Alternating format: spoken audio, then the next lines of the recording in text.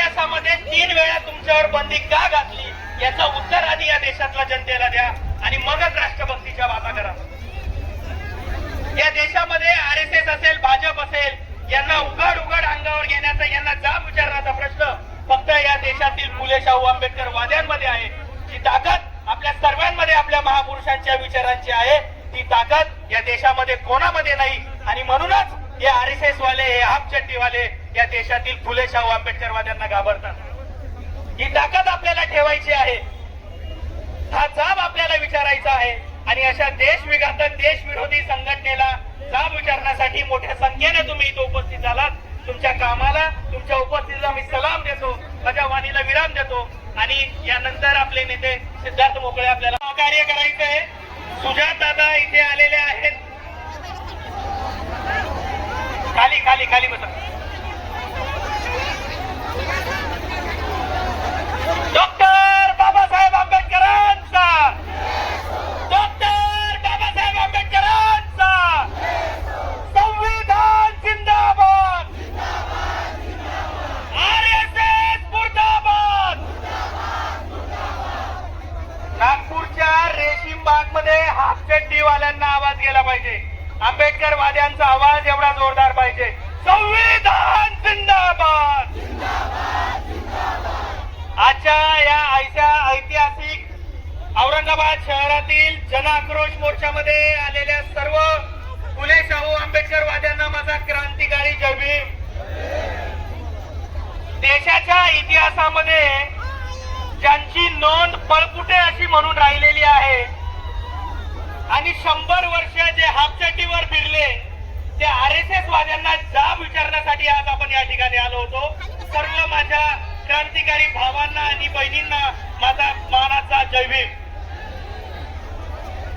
आपण पाहिलंय की औरंगाबाद शहरातील वंचित बहुजन आघाडीचे युवा कार्यकर्ते राहुल मकासरे असतील, विजय वाहुळ असतील आणि इतर बाकीच्या लोकांवर जे खोटे गुन्हे हाफचड्डीवाल्यांच्या मार्फत पोलिसांनी दाखल केले, त्यांचा जाब विचारायला आज आपण या ठिकाणी आलो आहोत। आपले सर्वांचे युवा नेते सुजात आंबेडकर यांच्या मार्गदर्शनाखाली हा आजचा मोर्चा पार पडलेला आहे। राज्याचे नेते सर्व बाकी सगळ्यांनी खाली उभे राहा, सुजात वर येत आहे। भाषण होईल त्यानंतर बाकी पुढील सूचना आपण देणार आहोत। सुजात दादा इथे वर येण्यासाठी जागा द्यायची। भैया आता वेगळं सांगायला नका लो, नावं घ्यायला नका लो प्रत्येकाची। बनसोडे पंकज भाऊ इथे राहू, कोण आहे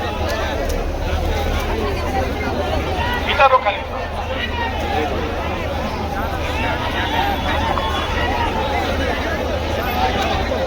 सगळ्यांनी खाली बसायचंय, सगळ्यांनी खाली बसा, शांततेत आरामात व्यवस्थित कार्यक्रम आपल्याला हा पुढे न्यायचा आहे। साईडला जागा ना, आरामात काही गोंधळ करू नका। दादा इकडे येऊ द्या,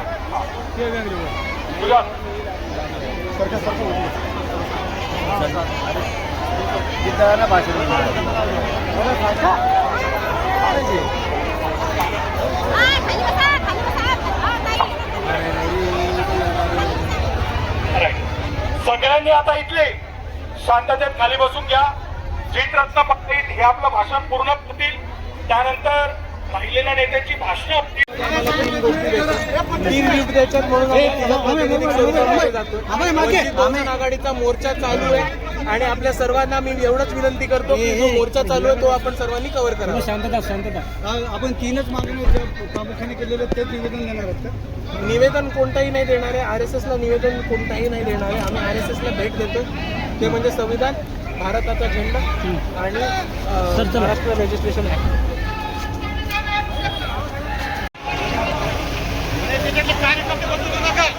कार्यकर्ते काढायचे बाबांनी सांगितलं म्हणून।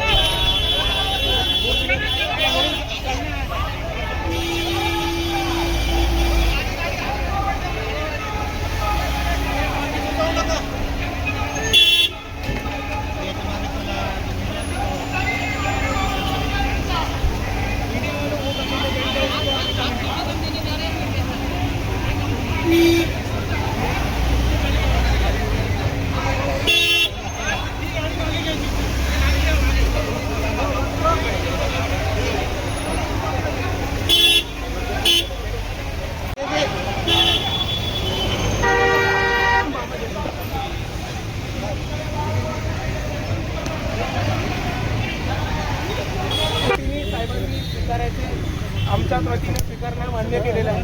म्हणून आम्ही हे गिफ्ट जे वंचित बहुजन आघाडीच्या वतीने आणले, भारताचा झेंडा, रेजिस्ट्रेशन ऍक्ट आणि तसंच भारताचं संविधान हे पोलिसांना देणार आहोत आणि पोलीस आमच्या वतीने ते RSS वाल्यांना घोषित करणार आहे असं त्यांनी आम्हाला सांगितलेलं आहे. आणि म्हणून या प्रातिनिधिक स्वरूपामध्ये सगळ्यात पहिला गिफ्ट हा भारताचा राष्ट्रध्वज हा पोलिसांना देत आहे.